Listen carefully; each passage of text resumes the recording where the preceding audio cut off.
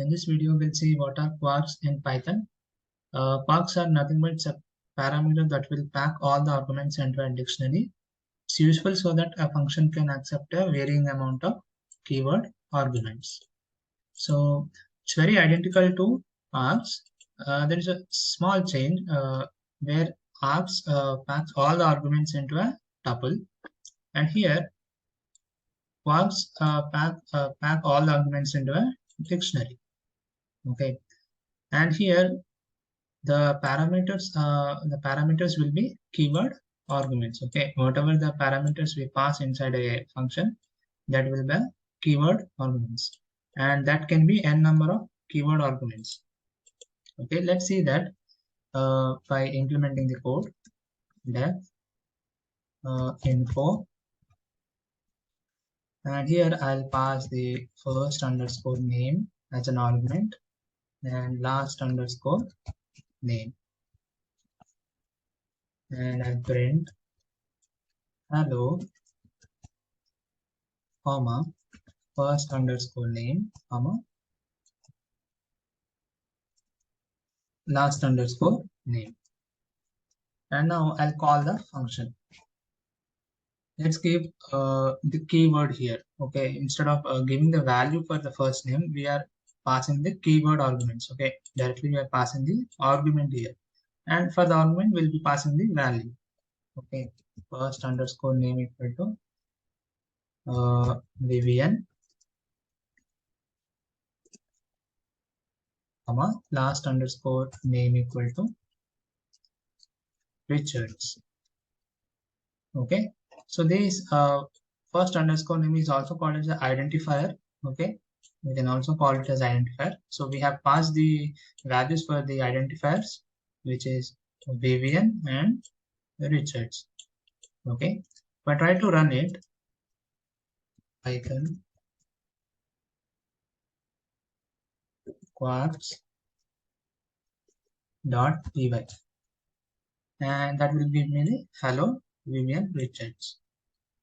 So if I have a middle name for this one, okay, for a person who has a middle name, so then will it run? Let's see, middle name equal to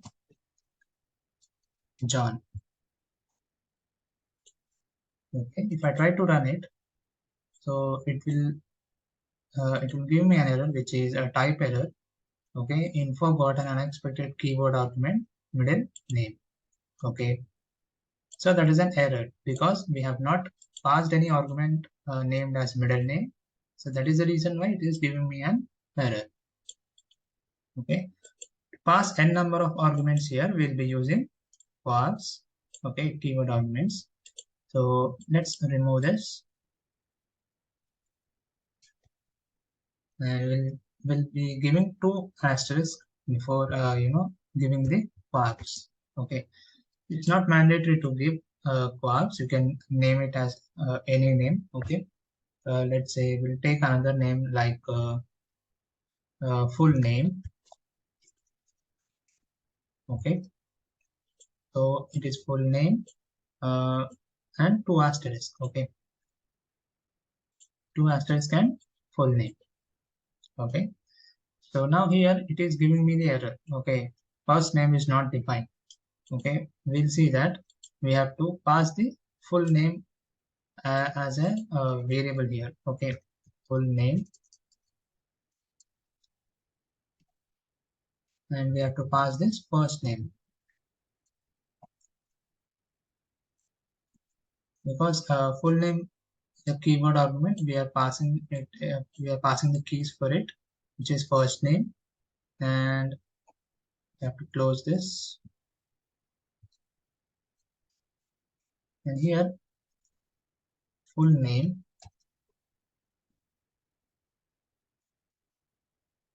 last name. Okay, that is done, and we have to close this. Okay, if I try to run it now, it will fix the error. Okay, it will run hello Vivian Richards. Okay, now I want the full name here. Okay, it's just a first name and last name. Okay, And let me comment this out, and I'll take a for loop here. For before printing the for, let me print hello as a greeting. Okay, and here I'll take a for loop for key comma values in full name dot items. Okay, this will give me the whole the whole dictionary with first name and whatever the keywords we have given here. That will give me all the keys and values. And here I'll print. I want to print only the values here. And if I try to run it, it will give me the hello Vivian John Richards. Okay, that is working. Okay, earlier middle name was we didn't get middle name here. Okay, here hello Vivian Richards was printed earlier, but now we are getting the values of each and every every item inside this Quarks. Okay, whatever the item we have inside this parameter, we'll be getting, okay, using the dot items. Okay, it's a method in dictionary. So here it will be printing the all the values.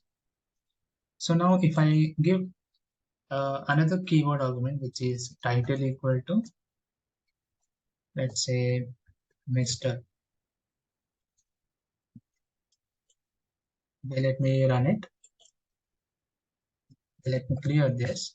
And if I try to run it, okay, it is giving me the Mr. also. Okay, hello, Mr. Vivian John Richards. Okay, so instead of printing it, in a new line, let's make it in a single line. End equal to, end equal to empty string. And if I try to run it, that will print. Okay, not here. Okay, let's try it here. End equal to,